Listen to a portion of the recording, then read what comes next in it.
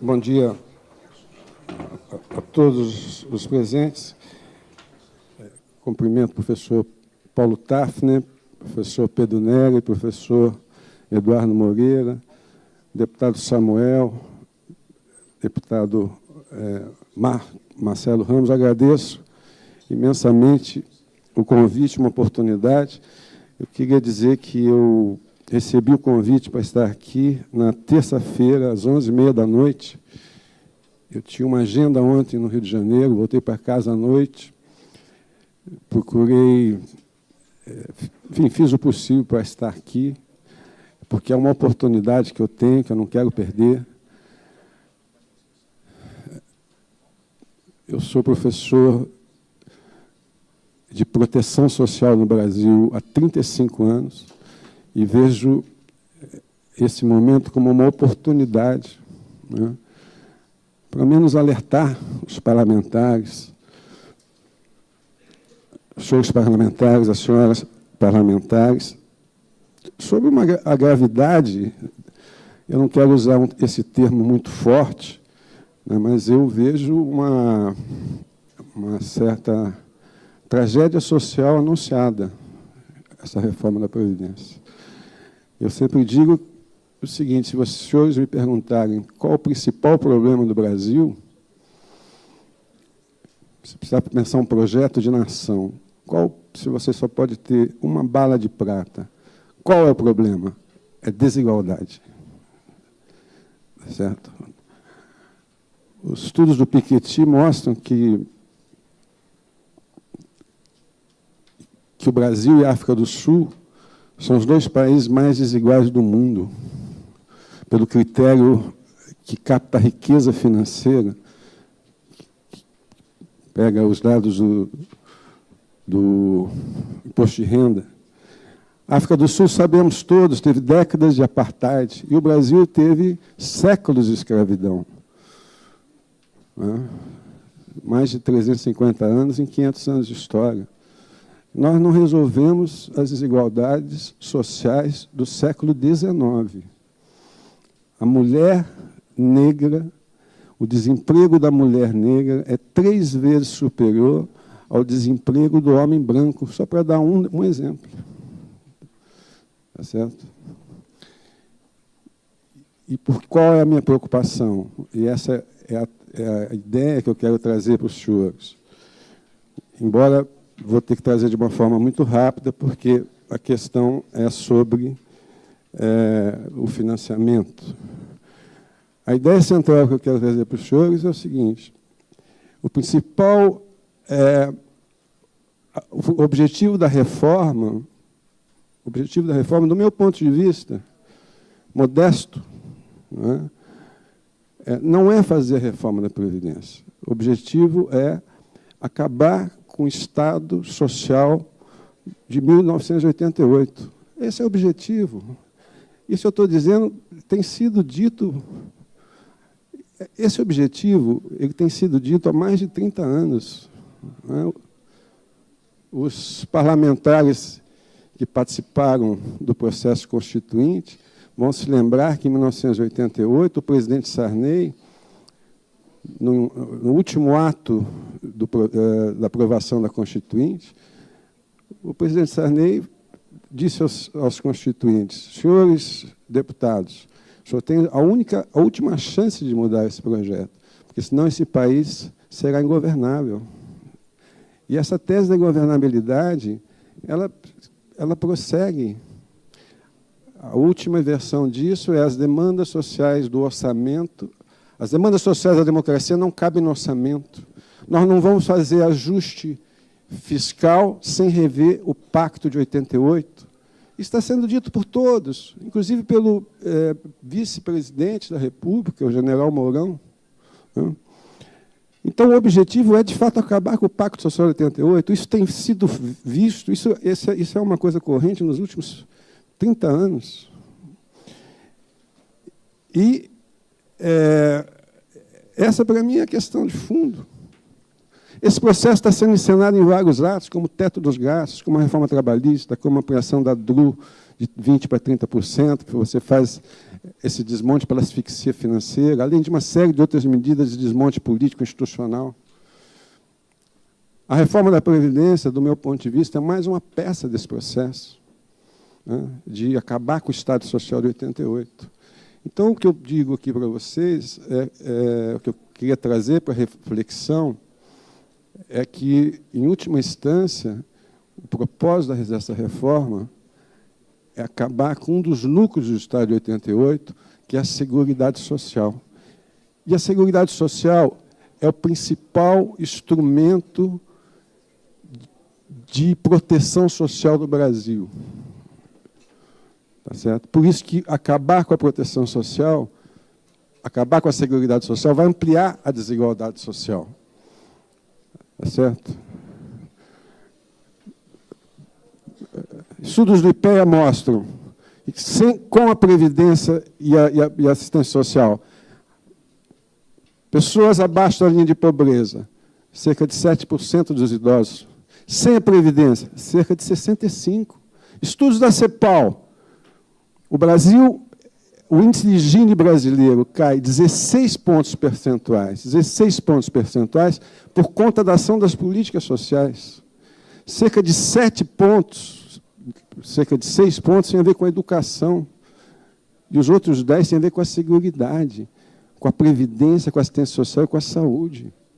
Hoje, 80% dos idosos brasileiros têm, ao menos, a previdência e a assistência como fontes de renda.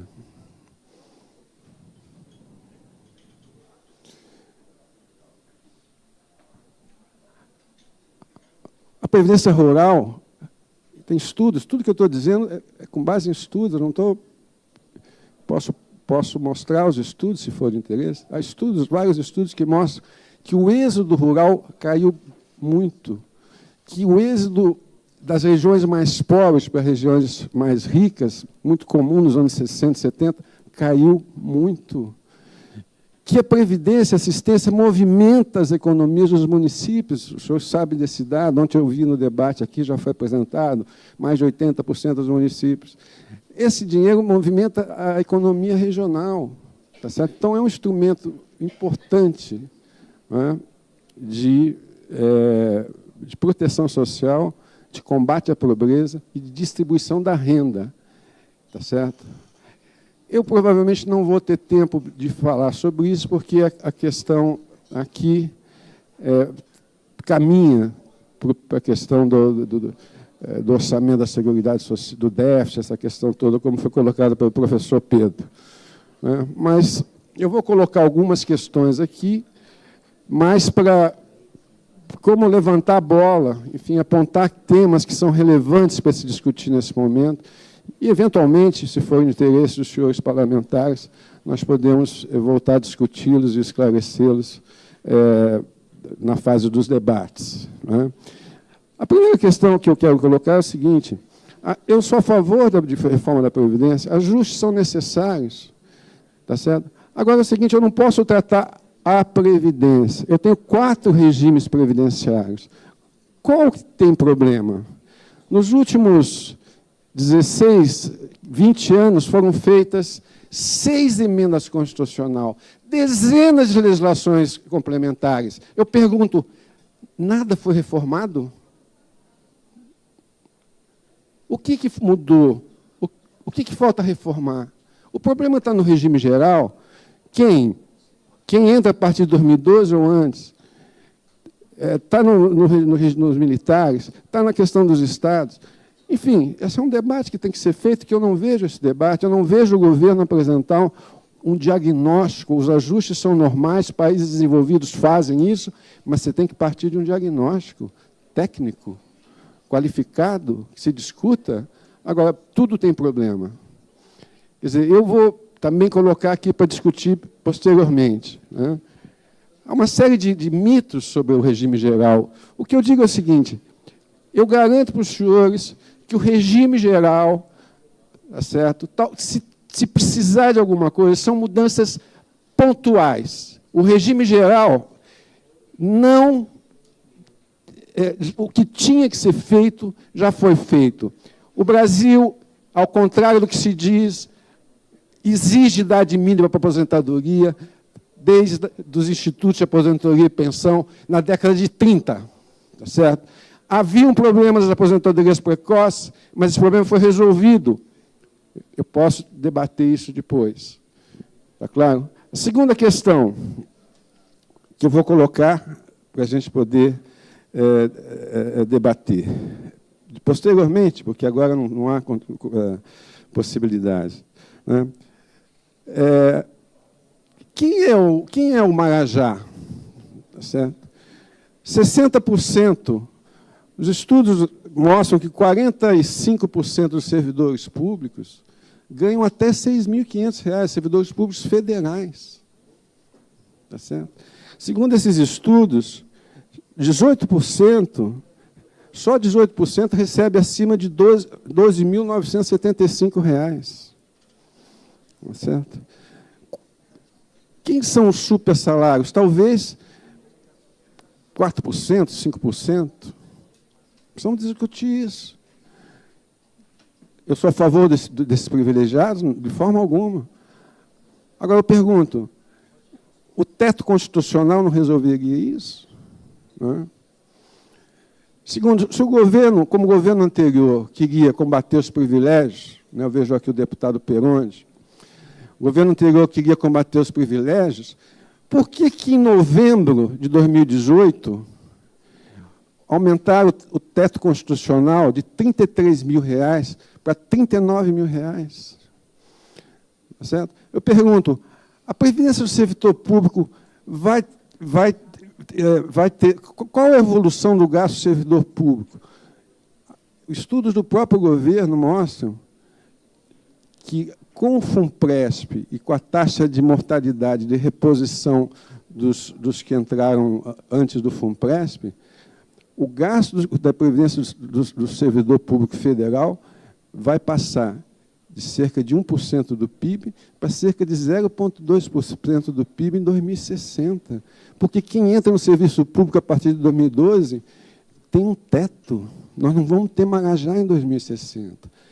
Enfim, estou citando essas questões em relação ao diagnóstico. Qual que é o diagnóstico dos problemas? Onde está o problema? E estou dizendo para os senhores que o problema não está no regime geral.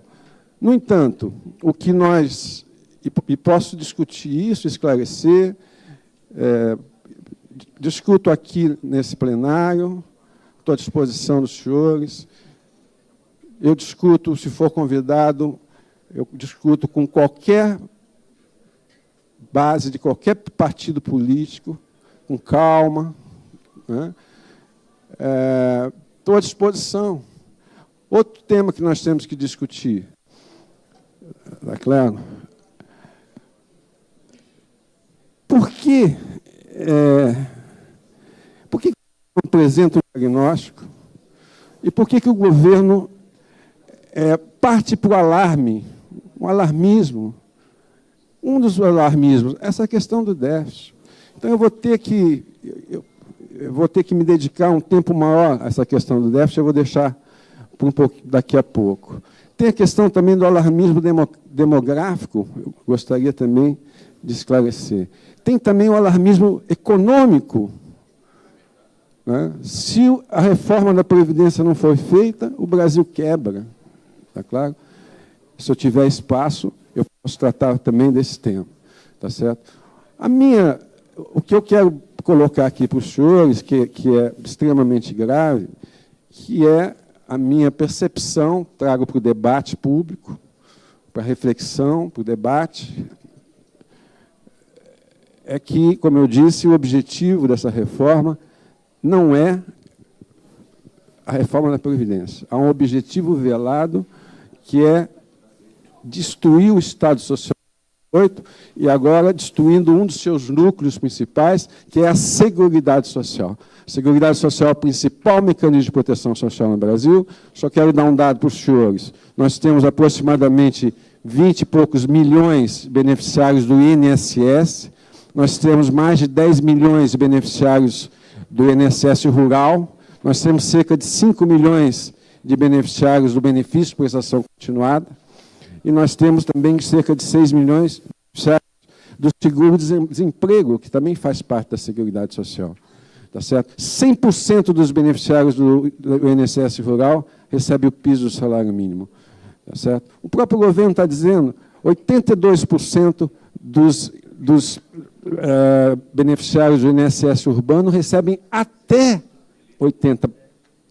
2 salários mínimos. Quase 60% recebem um salário mínimo. Do benefício de prestação continuada são 5 milhões de pessoas que recebem o piso. São pessoas que têm renda per capita de até 1/4 de salário mínimo. Se eu juntar esses 40 milhões de benefício, que a média é os R$ 1.300, se eu juntar isso e dizer o seguinte, cada pessoa que recebe esse benefício tem mais 2 membros na família. Eu estou falando de 140 milhões de pessoas. Nós não podemos debater a vida de 120, 130...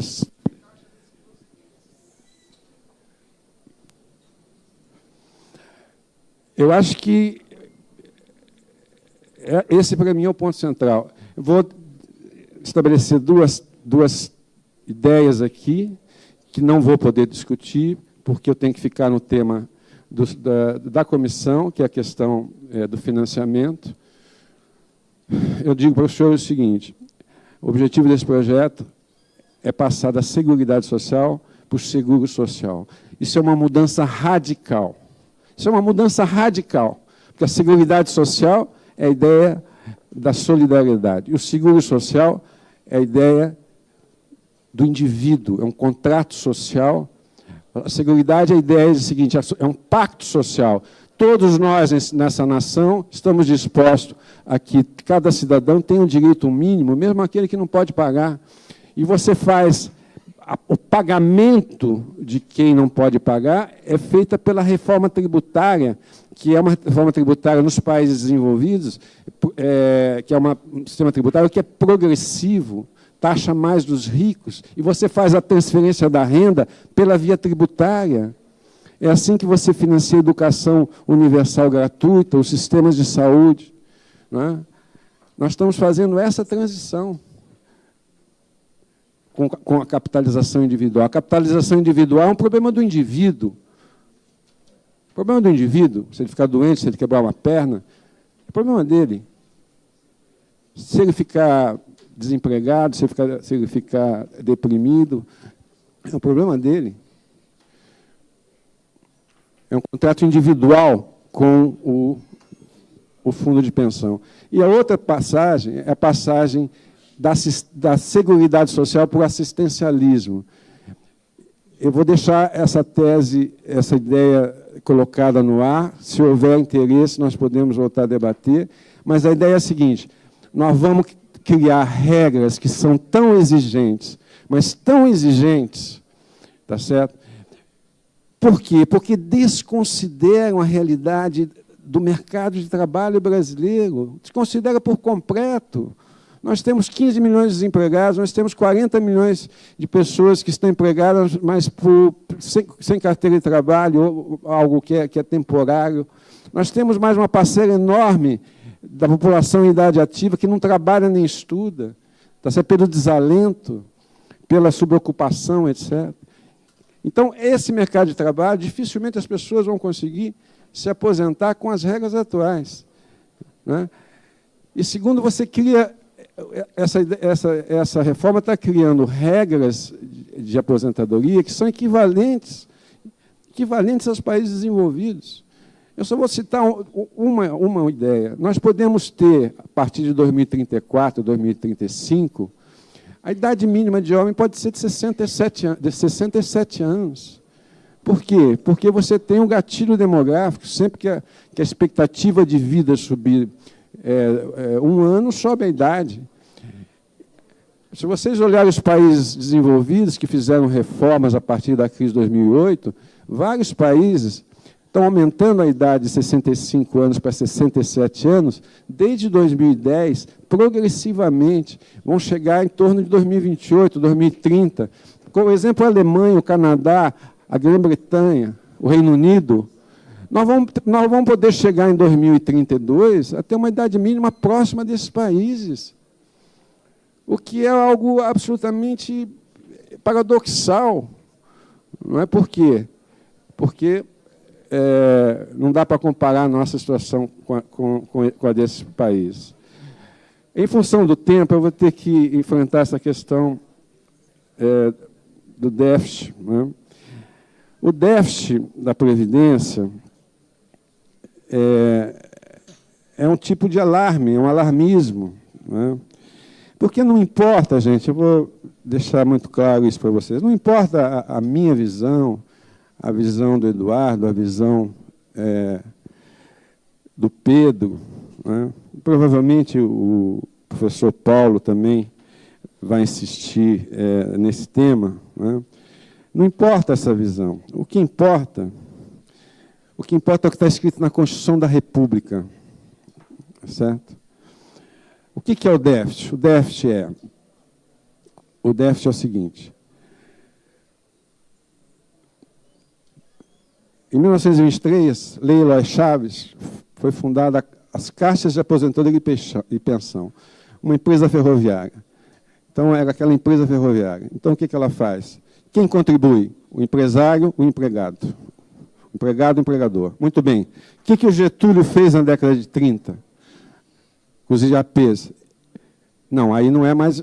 É uma categoria. Então, você tem o empregado, o empregador e o governo. Isso chama-se sistema tripartite. Empregado, empregador e governo. Esse sistema tripartite, deputado, vigora desde a década de 30 no Brasil. E ele permaneceu, inclusive, do período da ditadura militar. Mas, nos anos 70, milagre econômico, crescimento da economia, porque, às vezes, é importante a gente dar um pouquinho da ideia da história, das circunstâncias. Né? O que aconteceu? Quando a economia crescia, o Estado não precisava colocar a parte do governo. Quando você tem a crise de 1984, o Estado teve que colocar a sua parte, quais eram as manchetes dos jornais? É simples, só vocês darem uma olhada. As manchetes dos jornais brasileiros de 1984 é a Previdência quebrou, se não fizer reforma da Previdência, o Brasil vai quebrar. Basta fazer uma consulta simples. Por quê? Porque o Estado teve que colocar a sua parte no modelo tripartite. Está certo? Então, o que os constituintes fizeram? Os constituintes fizeram o seguinte, olha, está na lei, mas não se cumpre. Então, vamos dar isso um status constitucional. Só isso. Colocando na Constituição, vão cumprir. Então, por isso que fizeram a Seguridade Social, o artigo 194, e o orçamento da Seguridade Social, o artigo 195. E diz, esses recursos são constitucionalmente vinculados. É isso que... E veja bem, para o governo cumprir a sua parte, foram criadas duas contribuições que não existiam, a contribuição sobre o lucro líquido.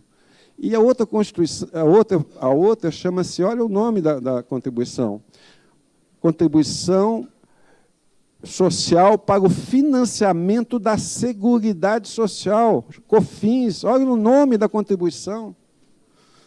Por que eles criaram isso? Para quê? Para financiar a Previdência Rural. A Previdência Rural é um benefício típico da Seguridade Social.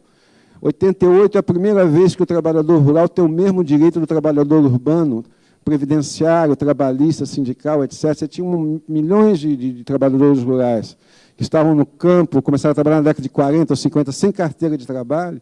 Os constituintes falaram, o que a gente faz? Deixa esse pessoal na rua? Não, vamos dar a Previdência Rural sem contribuição, mas tem que ser paga pelo COFINS, Contribuição sobre o Lucro. O que é o déficit? O déficit é que, desde 1989, a Previdência continuou contabilizando as suas receitas, a contribuição do empregado e do empregador.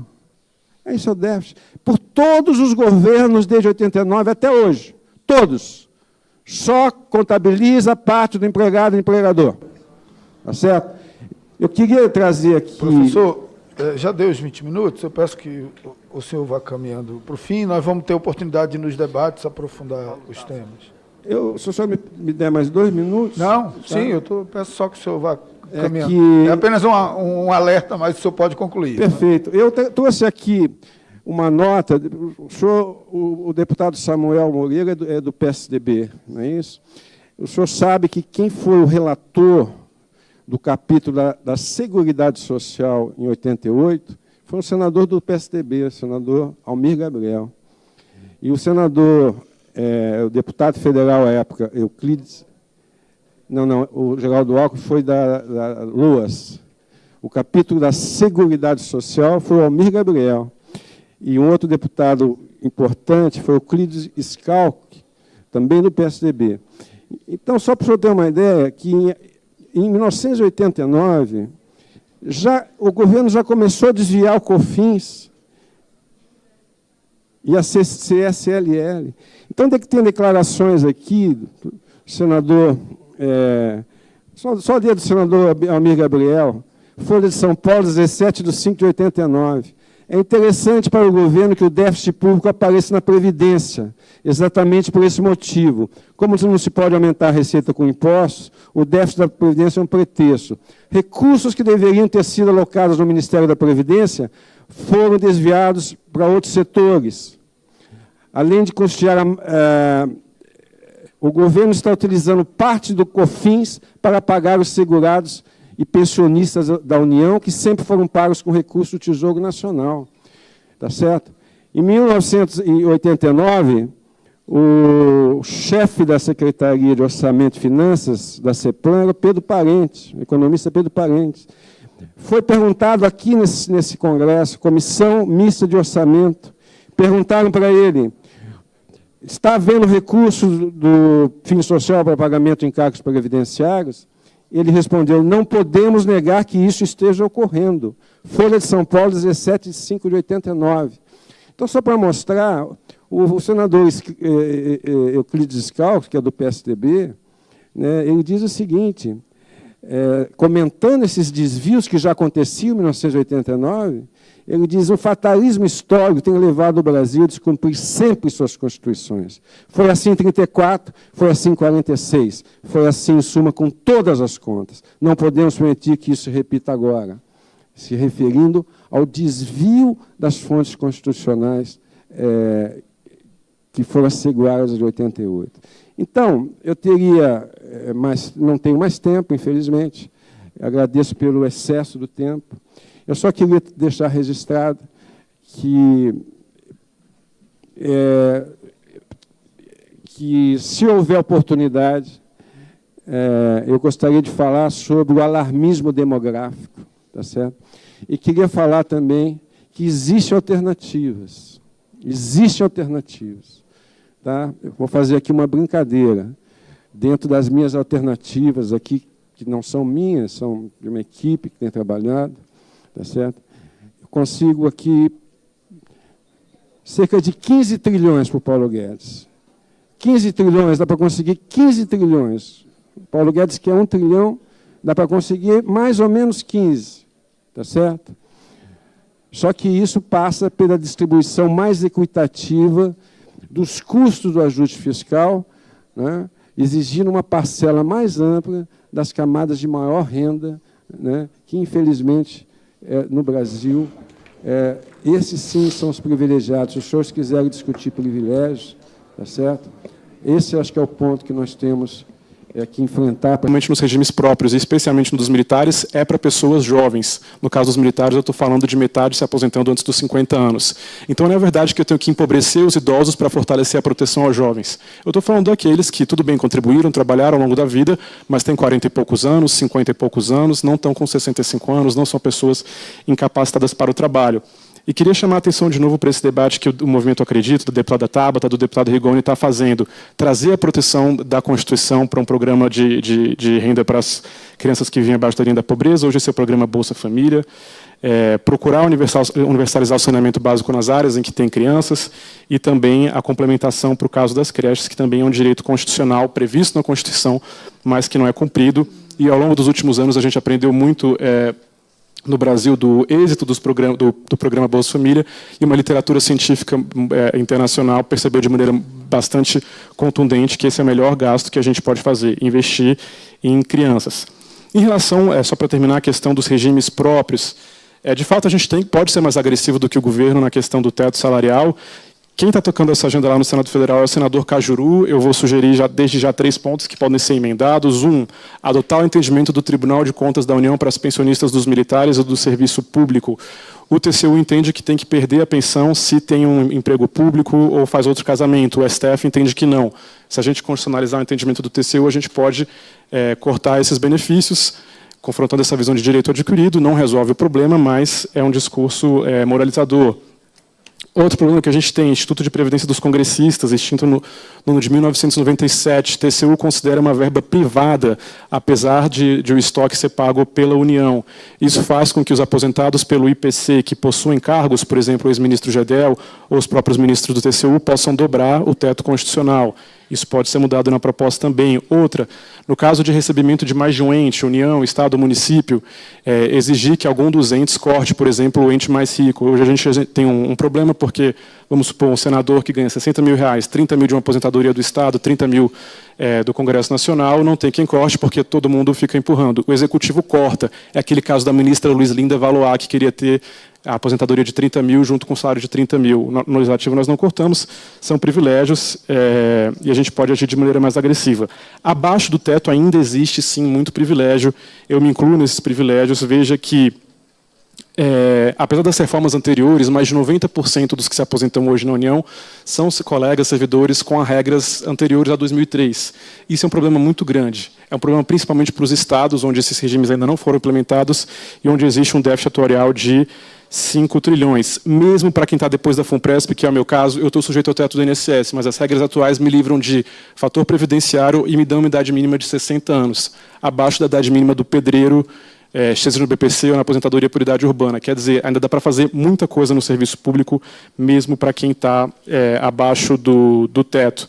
Eu tinha outras qualificações, mas eu posso mandar para os gabinetes, porque eu estourei meu tempo. Agradeço mais uma vez. Vossa Excelência, se quiser dispor de mais 1 minuto e meio a 2 minutos, eu acho que é uma contribuição importante. Eu acho que isso eleva o debate aqui da comissão.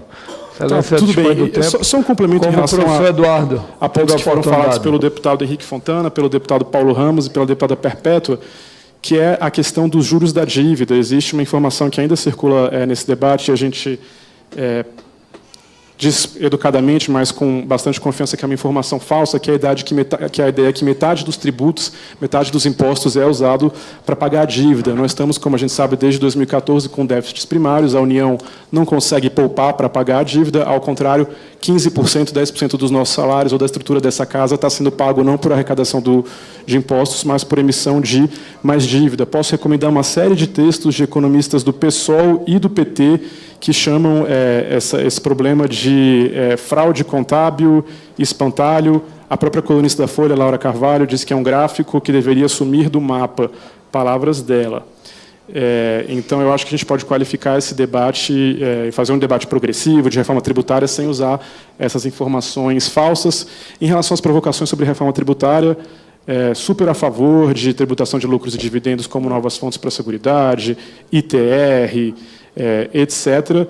Eu só acho que a gente tem que ter clareza do que a gente quer com isso. É melhorar a composição da carga tributária, tornar ela mais progressiva, ou aumentar a arrecadação, ou um pouquinho das duas coisas. Porque se a gente faz só para aumentar a carga tributária, a gente mantém um sistema atual ineficiente, em que o mais pobre paga por meio do seu consumo para benefícios que ele não vai usar. Não tenho dúvida, pelo que eu vi aqui dessa comissão, e já agradecendo e parabenizando a todos, eu acho que, apesar das discussões, existe uma grande convergência da necessidade da gente ter uma tributação mais progressiva e uma previdência também mais progressiva, que ajude a erradicar a pobreza e combater as desigualdades. Obrigado, presidente.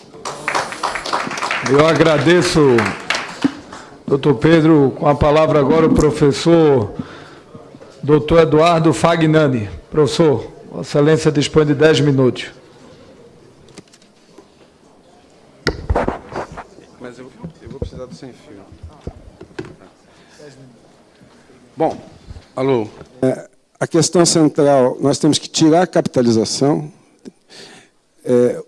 Outros deputados, Vedas, e muitos daqui já disseram, o Eduardo acabou de dizer, um regime cuja média do benefício é R$ 1.300, onde está o problema? Onde está a desigualdade? Onde está o privilegiado?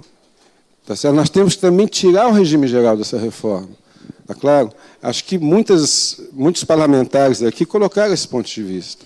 Né? Eu acho que tem que tirar também o BPC. O senhor sabe por quê? Porque sabe qual que vai ser a economia, deputado? O senhor sabe qual que vai ser a economia? As pessoas são contra o BPC porque, poxa, são as pessoas mais pobres, um quarto salário mínimo. Não. O BPC é o seguinte, as regras são tão exigentes em relação ao mercado de trabalho atual, que são superiores aos países desenvolvidos ou equivalentes, que muito pouca gente vai conseguir ter proteção previdenciária. E vai haver uma fuga em massa para proteção assistencial, que não exige contribuição. Então, o governo, previamente, até admitindo o caráter excludente da reforma, o que ele faz? Ele constrói um muro de proteção fiscal. Ele diz, vai ter uma fuga para cá, então é R$ 400. Só que, Molon, esses R$ 400 podem ficar congelados durante 10 anos. Como está congelado a tabela do imposto de renda, como está congelado o benefício do Bolsa Família, e em 10 anos, porque isso vai ser definido por legislação complementar. Tá certo? Então, congelando esses R$ 400, você pode ter, sei lá, R$ 300. Então, veja, daqui a 10, 15, 20 anos, tá certo? 10, 15, 20 anos, o gasto previdenciário hoje e assistencial, que é em torno de um salário mínimo, cerca de R$ 1.000, vai ser em torno de R$ 30, de R$ 300. Vai ser quase 30% a menos do que é hoje. É por aí que vai ser feito o ajuste. É por aí que vai vir a economia. Tá certo? E nós vamos ter, em vez de ter hoje 80% da população idosa protegida, ao menos que o piso do salário mínimo, nós vamos ter 70% da população idosa sequer ganhando 300, 400 reais. Tá certo? É esse o projeto que está em curso. Tá claro? Esse é o projeto que está em curso. E o mais grave, eu digo, nós estamos acabando com o contrato social da redemocratização, nós estamos acabando com o modelo de sociedade que foi criado em 1988, mais de 2 décadas de lutas políticas pela redemocratização do país. E sabe como, deputado? Nós estamos acabando por legislação complementar, tá certo? Porque a reforma do Bolsonaro não é a PEC 06. A reforma do Bolsonaro, a PEC 06 são medidas transitórias até que dezenas de legislações complementares de autoria do Poder Executivo, tá certo? Passe a tramitar. Tá claro? E são medidas do Poder Executivo que podem ser aprovadas por 257 votos. Discutir capitalização? Eu não sei o que é capitalização, porque a capitalização vai ser decidida na legislação complementar. Qual vai ser a indexação do benefício de prestação continuada? Não sei. Pode a legislação complementar, 257 votos, uma votação, pode dizer o seguinte, ato do Ministério da Fazenda vai definir o que é isso. Está claro? Então, acho que essas são questões cruciais, né? A questão da desconstitucionalização, porque você está desconstitucionalizando o que interessa e constitucionalizando a capitalização que não está na Constituição, para tudo ser decidido depois por legislação complementar. Tá certo? Eu preciso, por pouco tempo que eu tenho, até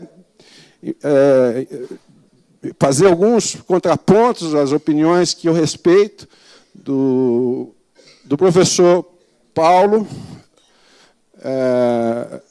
Tafner, do professor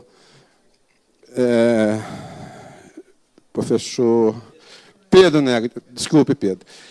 Aqui a questão é a seguinte, e algumas perguntas que me foram feitas em relação ao tal do modelo tripartite, foi um deputado que me fez essa pergunta, e eu discordo, assim, respeito muito, Paulo, você sabe disso, respeito, Negri, você sabe disso, mas eu discordo, e é bom que haja discordância, né, porque senão não há necessidade do debate, tá certo?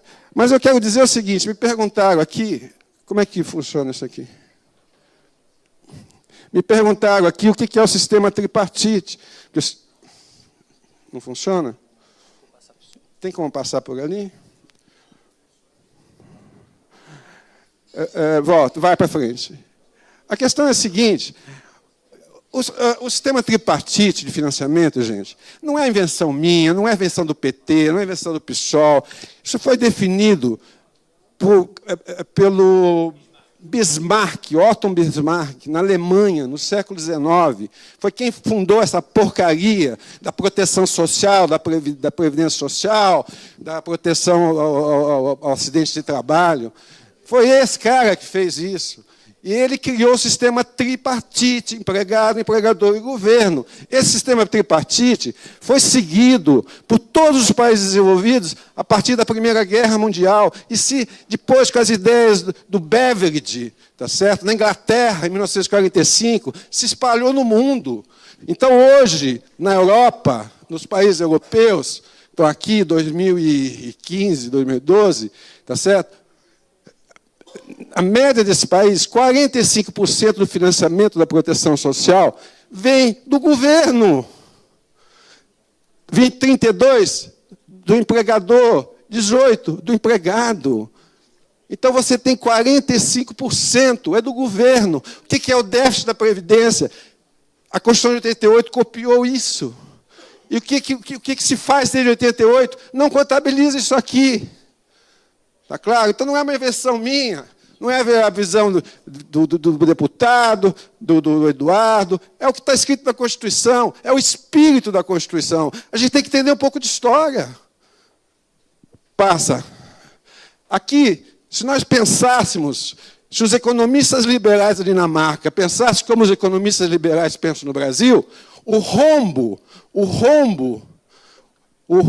da Seguridade Social na Dinamarca seria de 28% do PIB. 28% do PIB. A Dinamarca gasta mais de 30% do PIB. Tá certo? Seria 28%. A Dinamarca deve estar quebrada, a Dinamarca. Tá certo? Deve estar quebrada. Tá claro? A questão avança um pouquinho. Por que a Seguridade Social avança até aqui, sempre foi superavitária? Tá certo? Porque você tem uma queda da despesa. Avança um pouquinho. Essa queda da despesa tem a ver com a recessão, 7% do PIB, da receita. Tá certo? Isso é desemprego. 2 anos de 7% do PIB, 2 anos de depressão, isso quebra qualquer coisa. Tá certo? Olha aqui a perda de receita que você tem. Vai. E também tem a ver com um negócio que os economistas liberais deveriam saber. Você não faz ajuste fiscal com reforma da Previdência. Sabe por quê? Sabe por quê? Porque tem um negócio chamado corrida às aposentadorias. Tá certo? Como aconteceu aqui na reforma do Fernando Henrique, como está acontecendo aqui. Então, eu tenho uma queda de receita, tá certo? E tem um aumento de despesa. É por isso que você tem um problema. A solução é fazer a economia crescer. Está claro? Uma das soluções é essa. A questão da demografia, que o Paulo... A outra questão que eu quero colocar aqui é o seguinte: os números que o Paulo apresenta, e o próprio Nery apresenta, às vezes eu não sei o que eles chamam de Seguridade Social. Tá certo? Porque a Seguridade Social, pela Constituição da República, está no capítulo da ordem social. Ordem social. É o regime geral. É o INSS. E agora, desde 2016, o governo federal, o Ministério da Fazenda, passou a incluir na Seguridade Social o regime próprio. Os militares. Os militares estão no capítulo das Forças Armadas. O regime próprio está no capítulo do funcionário público. Isso é um outro desprezo da Constituição. Está claro? Mais um ponto. Outra coisa que me impressiona muito... Professor, Vossa Excelência superou os 10 minutos, tem mais 2 minutos aí para poder avançar. Presidente, eu falo 2 minutos, mas eu estou aqui desde as 9 horas, eu vi mais de 5 horas de perguntas. Fui atacado várias vezes, dizendo que eu falo bobagem, que eu sou o quê, que eu não sei o quê. Mas o que é que o senhor sugere? Eu sugiro que o senhor me dê um tempo minimamente proporcional ao tempo que eu fui, as questões que eu tenho que responder. Apenas isso. Vamos concluir esses 2 minutos, que aí a gente... O senhor precisa dizer, precisa de mais 1, 2, 3, 4 minutos. A questão é a seguinte, outra questão. Não é? Eu estou colocando essas questões para debater, eu quero debater, eu gostaria de debater. Eu e o Paulo Tafner, 4 horas, 5 horas de debate, eu e o Pedro, 5 horas de debate. Isso é que é importante. Tá certo? Ele tem o ponto de vista dele, eu tenho o meu ponto de vista, a gente esgrima os nossos pontos de vista e vamos ver quem tem razão. Porque a questão é a seguinte, quando eu vejo o Paulo fazer projeções para 2060, eu pergunto, qual o modelo atuarial? Qual o modelo atual? Como é que você projeta uma coisa para 2060? Qual a projeção do PIB que ele está projetando? Como é que comporta o mercado de trabalho? Quanto vai aumentar? Quais são as variáveis que ele está utilizando? Isso não existe. Nós fizemos esse documento, aquele documento, né, que mostra isso. O governo não tem uma projeção atuarial. Eu quero mostrar uma outra coisa, que é o seguinte. Aqui, olha só que coisa fantástica. PIB de 2019... PIB de 2019, valor econômico da semana passada. Em um quadrimestre, janeiro, abril, os economistas do mercado mudaram 8 vezes a projeção do PIB, deputado Peroni. 8 vezes. Começou em 13, agora é 1,5. Quer dizer, os economistas não acertam previsões quadrimestrais. Tá certo? E como é que os economistas do governo, sem modelo atuarial, vão acertar projeções daqui a 50 anos? Esse Congresso deveria chamar o diretor do BID, que é um irresponsável, que ontem declarou que, em 2060, o déficit da Previdência vai ser 50% do PIB. Ele tem que mostrar qual o modelo atuarial que ele usou, quais são as variáveis. Que palhaçada é essa? Tá certo? A questão demográfica, para terminar, é o seguinte... Professor, para concluir. Tá bom, eu concluo. Quando tiver a oportunidade do debate, eu estou à disposição, mas eu quero dizer que a bomba demográfica é uma bomba de ficção. Tá certo? Quero dizer que o alarme que o governo faz, o governo federal faz, aqueles quadros que o governo faz, com a reforma da Previdência, a dívida pública vai cair para 57%. Sem a reforma, vai para 110%. A taxa de desemprego, vão criar 8 milhões de empregos. Sem a reforma, a taxa de desemprego vai para 18%. Tem um documento do... me desculpem. Tá certo? O governo traça 8 variáveis econômicas, PIB per capita, inflação, desemprego, etc. E diz, com a reforma da Previdência, é uma maravilha. Sem a reforma da Previdência, é um desastre. Olha, eu comecei a estudar economia na USP em 1973. Eu nunca vi uma teoria econômica como essa. Deve ser uma nova corrente econômica, porque ela estabelece uma correlação inequívoca entre a reforma da Previdência e 6 ou 7 fundamentos macroeconômicos. Isso não é ciência, desculpe.